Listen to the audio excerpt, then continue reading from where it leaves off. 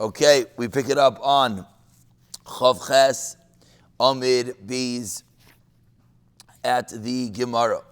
We just finished a Mishnah, and the Mishnah taught us the beginning process of the Trumas Hadeshen, the removal of the ashes. The Mishnah began before the ashes were removed, something else was done in the Beis HaMikdash. So it's one of those trick questions. If you were to ask, what's the first avodah in the Beis HaMikdash, you would say the removal of the ashes, the Trumas Hadeshen. You would be correct. But before the ashes were removed, what was done? You have to first check, make sure everything is in the right place. The first thing that's done is the security guards got to do a perimeter check of the building and make sure that everything is where it's supposed to be, when it's supposed to be. So the Mishnah began, and it taught us that the pishpeish, which is the small door, was opened. Two groups of kohanim holding torches went out of the Beis HaMikdash. One went right, one went left. They circled or squared around the perimeter of the Beis HaMikdash, ended up in the lishka of the Oiseh Chavitin.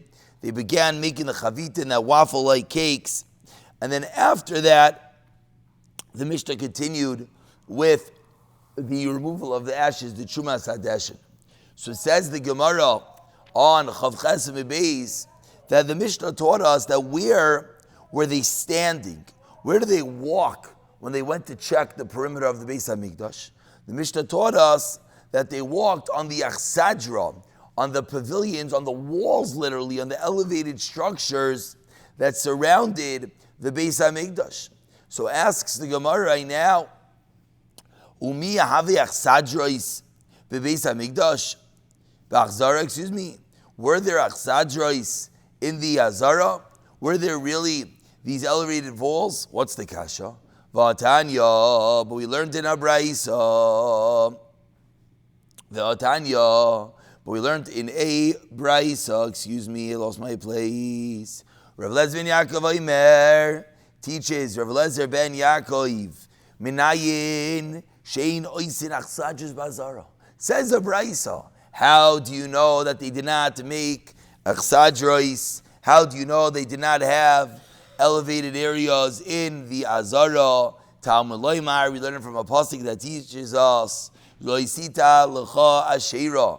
You should not plant an asherah. What is an asherah? An asherah is a tree that is worshipped as an avodah zara.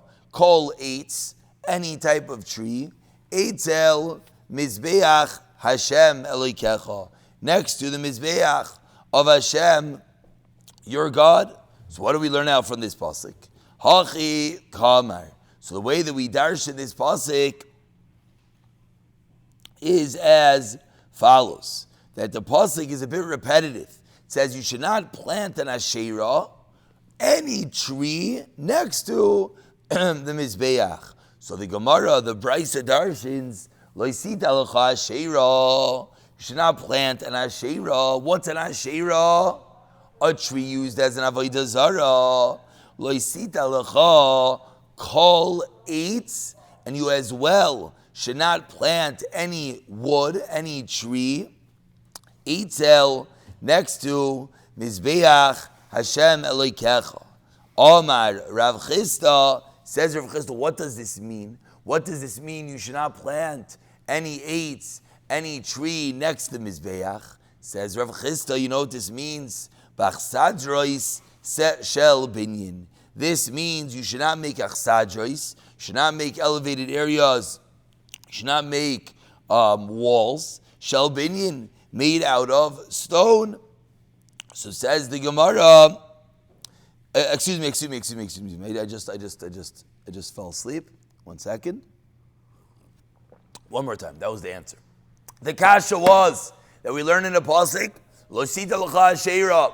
You're not allowed to make any elevated areas. So what's the kasha? We just learned to the Mishnah.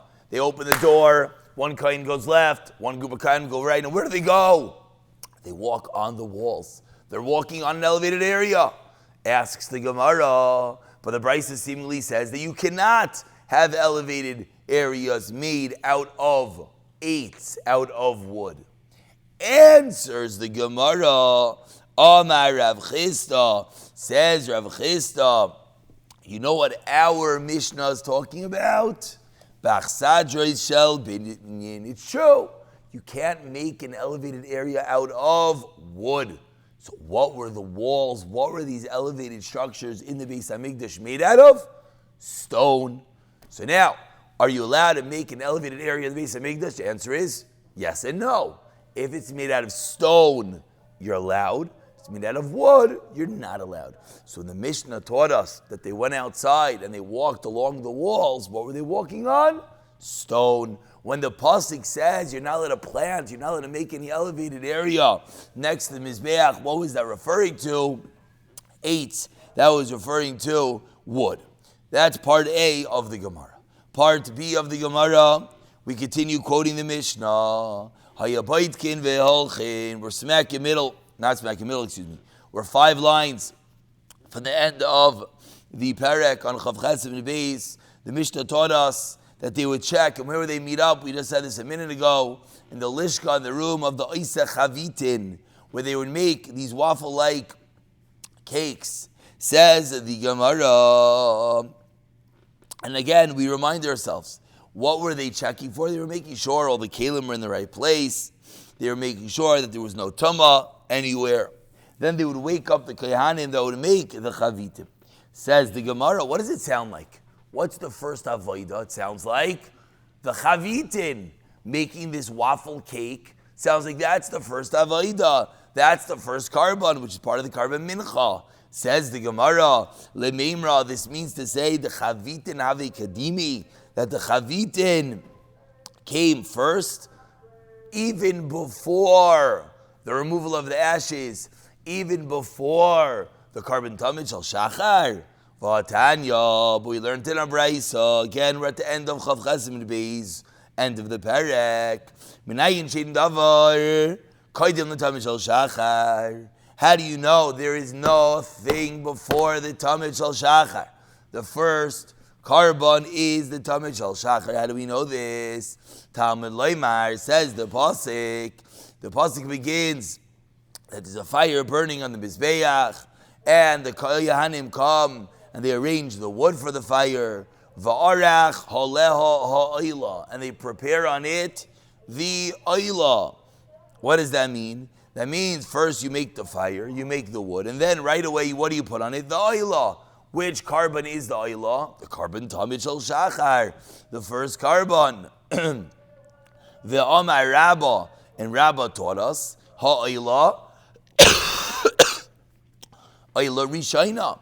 This means that the oila, the carbon tamid, comes first. So the Mishnah sounded like, again, what did the Mishnah say? They opened the door. The Kehanim walked the perimeter, making sure everything is in the right place. They met up in the Lishka, in the room, the Isa Chavit, and they made these waffle-like cakes, part of the carbon mincha. They woke up the Kayin that makes the carbon, the Chavitin. Sounds like what's first? The Chavitin. This waffle-like cake, this thin type of carbon mincha. What's the problem? The problem is this brayso that teaches us what's the first carbon? Carbon tamid shel shachar. We conclude the perek. Amar Rav Yehuda teaches Rav Yehuda lahachim chamin lirevicha. You know what the Mishnah means? The Mishnah just means that they would start to boil the water for the waffle-like cakes, for the chavitin. Meaning, what was the first carbon? Carbon tamid, carbon oila.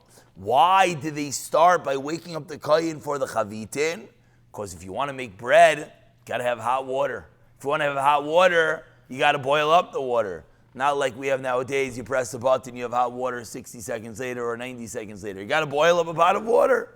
So when the Mishnah taught us that they began by making the chavitin, they began by the waking up the kayin to make the chavitin, that was just to boil up the water for the chavitin. But in reality, what was the first carbon?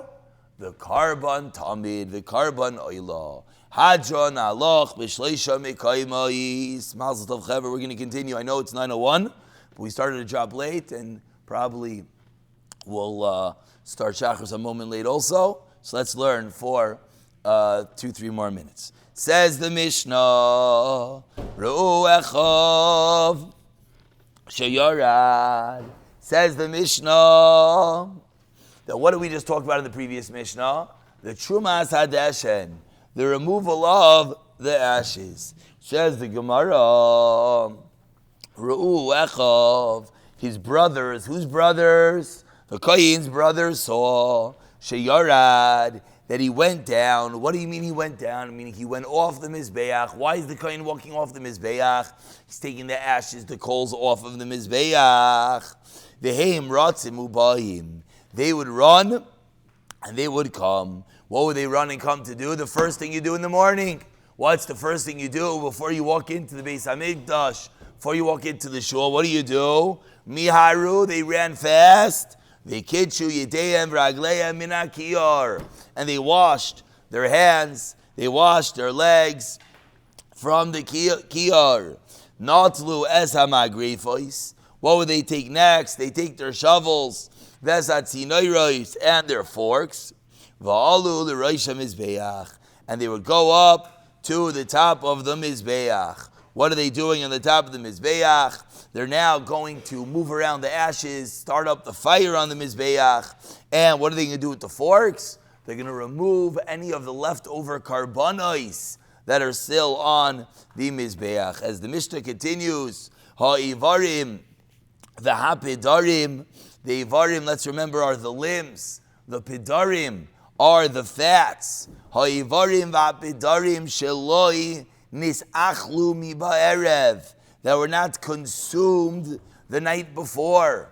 When a carbon was finished, they took the carbon, they took the fats, they put it on mizbeach, and they left it burning all night.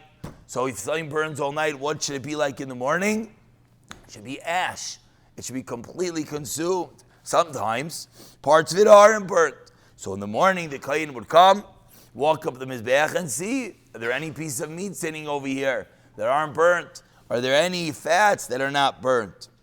So the fats of the limbs that were not burnt, what would they do? Solkin oisan al tzid mizbeach. They would remove them to the sides of the mizbeach. Im ein sidadin machzikin. Let's say there were so many fats and limbs that there were no room on the side of the mizbeach to hold them.